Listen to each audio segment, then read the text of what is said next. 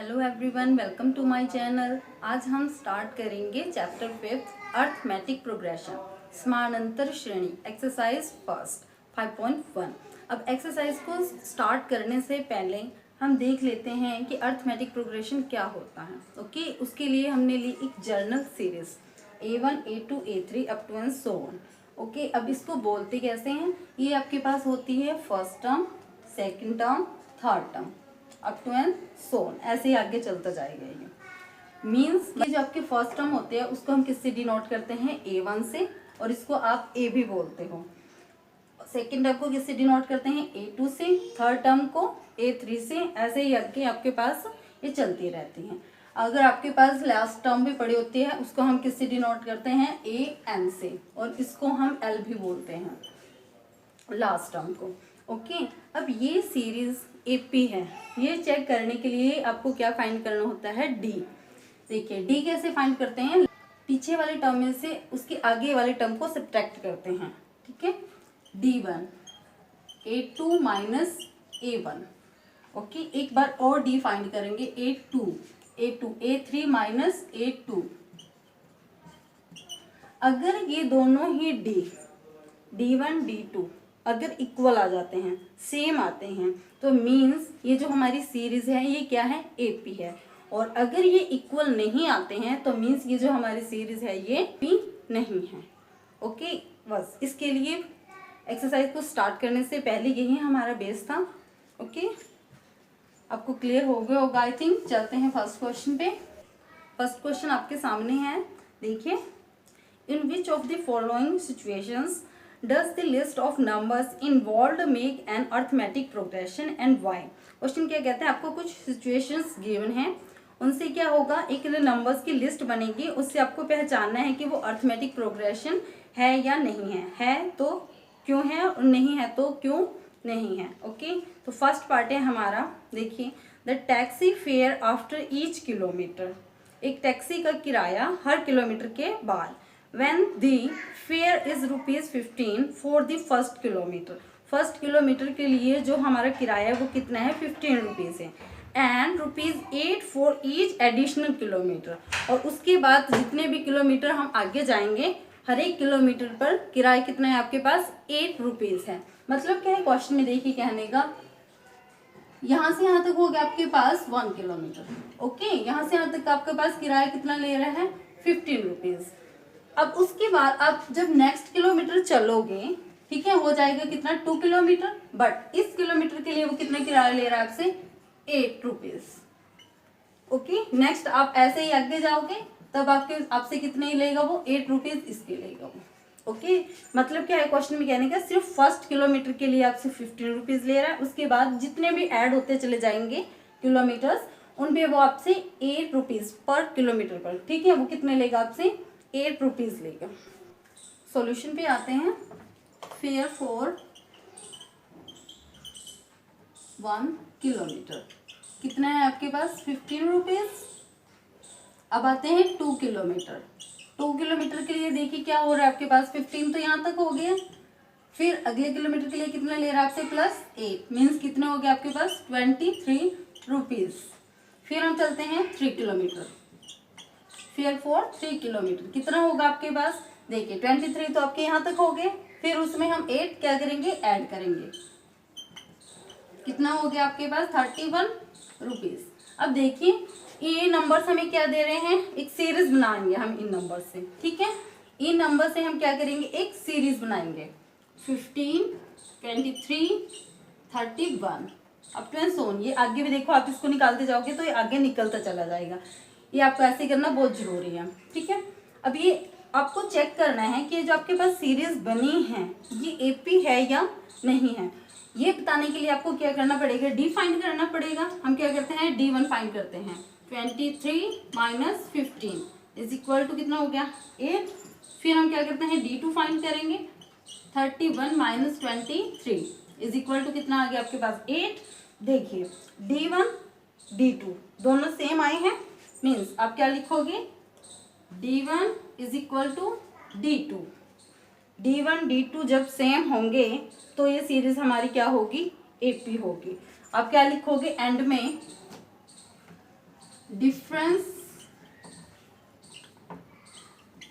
is same,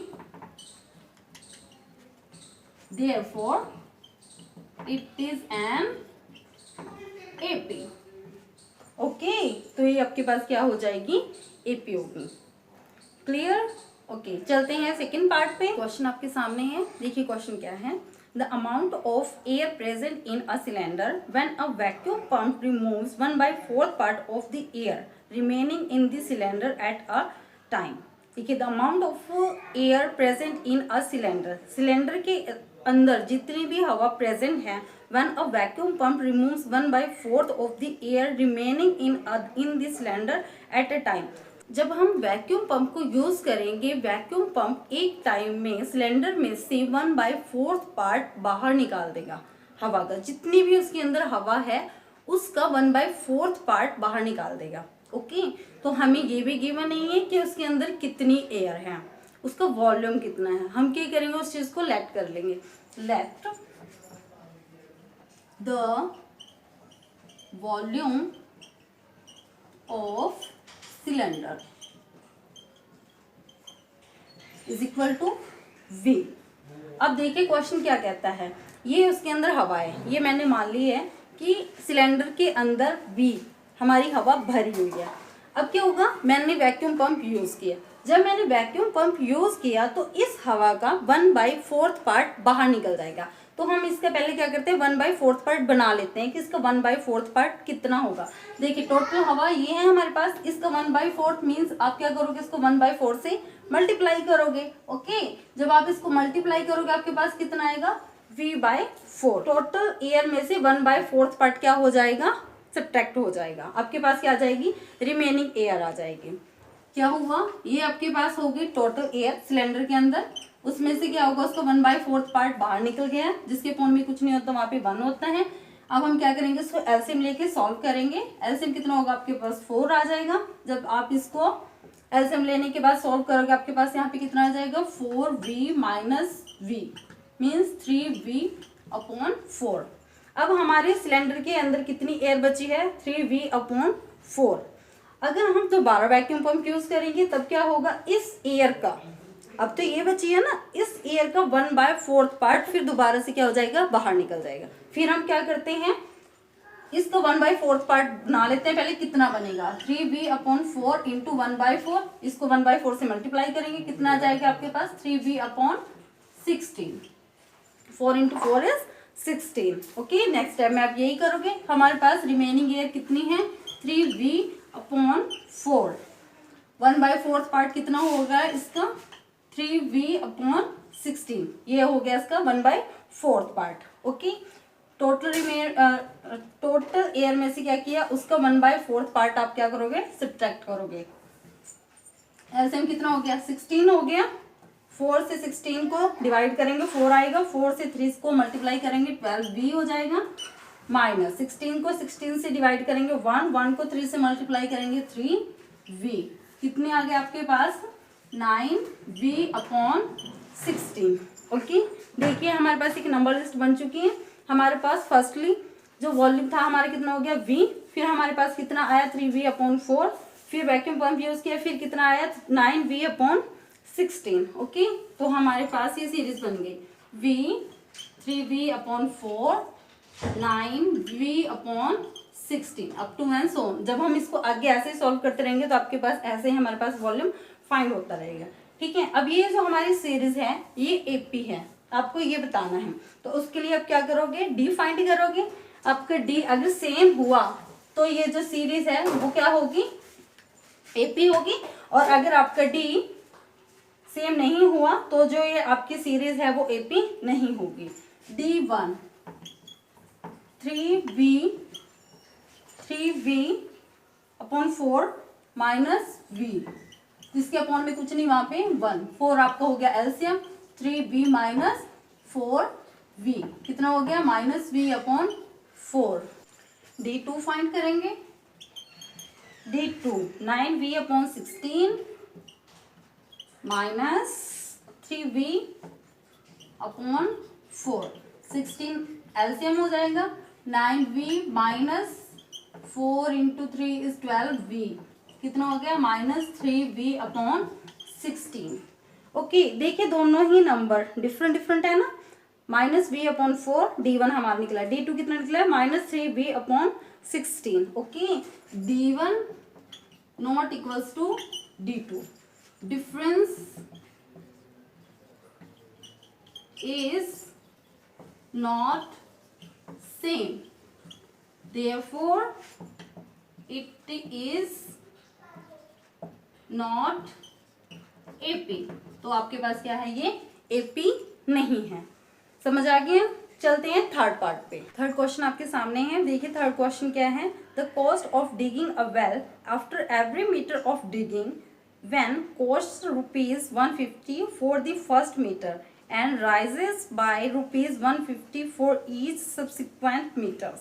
देखिए question क्या कहता है, आपको आई थिंक समझ आ गया होगा। क्वेश्चन पढ़िए, ये बिल्कुल क्वेश्चन फर्स्ट पार्ट की तरह है, इस वजह से मैं इसको कंप्लीट नहीं कराऊंगी, सिर्फ आपको थोड़ा सा समझा रही हूँ। देखिए एक वेल है, उसमें जब आप 1 मीटर की, जब फर्स्ट मीटर की जब खुदाई हो रही है आपसे, उसके ऊपर लागत कितनी आ रही है 150। ओके, ये 1 मीटर की बात हो रही है। फिर हम चलते हैं सेकंड मीटर पर। जब सेकंड मीटर तक वो पहुंचा है, 2 मीटर पर जब वो जा रहा है, तो वहां पर आपसे लेता है वो 50 रुपीज। ठीक है, ऐसे ही जब आगे 3 मीटर तक जाएंगे फिर उस पे 50 रुपीज। समझ आ गया, मतलब फर्स्ट क्वेश्चन है, बिल्कुल ध्यान से देखिए। उसमें भी यही था कि फर्स्ट किलोमीटर पे आपसे अलग चार्जेस लिए जा रहे थे, और अगले जब आप किलोमीटर बढ़ते जा रहे थे आपसे 8 रुपीज लेते जा रहा था। तो ऐसे ही आपने ये बिल्कुल फर्स्ट पार्ट की तरह करना है। हम चलते हैं अब फोर्थ पार्ट पे। ठीक है, फोर्थ पार्ट है हमारा, the amount of money in the account every year when ₹10,000 is deposited at compound interest at 8% per annum. Question क्या कहता है, देखिए 10,000 पे 8% कंपाउंड इंटरेस्ट डिपॉजिट किया जाता है अकाउंट में। किस तरह से, हर साल। तो हम स्टार्ट कहाँ से करेंगे, स्टार्टिंग अमाउंट। स्टार्टिंग अमाउंट कितना है हमारे पास 10,000। नेक्स्ट अमाउंट आफ्टर 1 ईयर, इस पर 8% निकालिए। 8% इस अमाउंट का जितना भी निकलेगा वो क्या होगा, इसमें ऐड हो जाएगा, तब हम उसको क्या करेंगे, अकाउंट में जमा कराएंगे। ओके, तो सबसे पहले हम इसके क्या करते हैं, 8% निकालते हैं। 8% का क्या मतलब होता है, अपॉन में 100, 20 से 20 कैंसिल हो जाएंगी, आपके पास कितना आ गया 800। 800 जब आप इसमें ऐड करोगे आपके पास कितना हो जाएगा 10,800। ठीक है, एक साल के बाद आपने अकाउंट में कितने जमा कराए 10,800 rupees. Okay, next after 2 years क्या होगा, फिर हम इसके क्या करेंगे 8% निकाल लेंगे। निकालिए इसका 8%, 20 से 20 कैंसिल हो जाएंगे, कितना हो जाएगा 64,8। ये क्या होगा आपके पास, इसमें ऐड हो जाएगा ये 10,800,64, ये आ गया आपके पास। ठीक है, अब देखिए आपके पास जो सीरीज बनेगी वो क्या बनी है 10,000, 10,800, 11,664 up to and so on. अब आपको चेक करना है कि ये जो सीरीज आपके पास बनी है ये एपी है या नहीं। उसके लिए आप क्या करोगे, D1 D2 फाइंड करोगे। आपके पास कितना है डिफरेंस 800, D2 फाइंड करेंगे 11,664 माइनस 10,800, कितना हो गया आपके पास 64, 16 minus is 8। Okay, difference is not same, यही लिखेंगे, difference is not same, therefore it is not AP। समझ आ गया क्वेश्चन कैसे कर रहे हैं, बहुत सिंपल था। ओके, तो फर्स्ट एक्सरसाइज का फर्स्ट क्वेश्चन हमने कंप्लीट कर लिया है। नेक्स्ट वीडियो में हम करेंगे सेकंड क्वेश्चन। के लिए वीडियो जरा सी भी हेल्पफुल है, आपको अच्छी लगी है तो प्लीज चैनल को लाइक करें, शेयर करें, सब्सक्राइब करें। Thank you.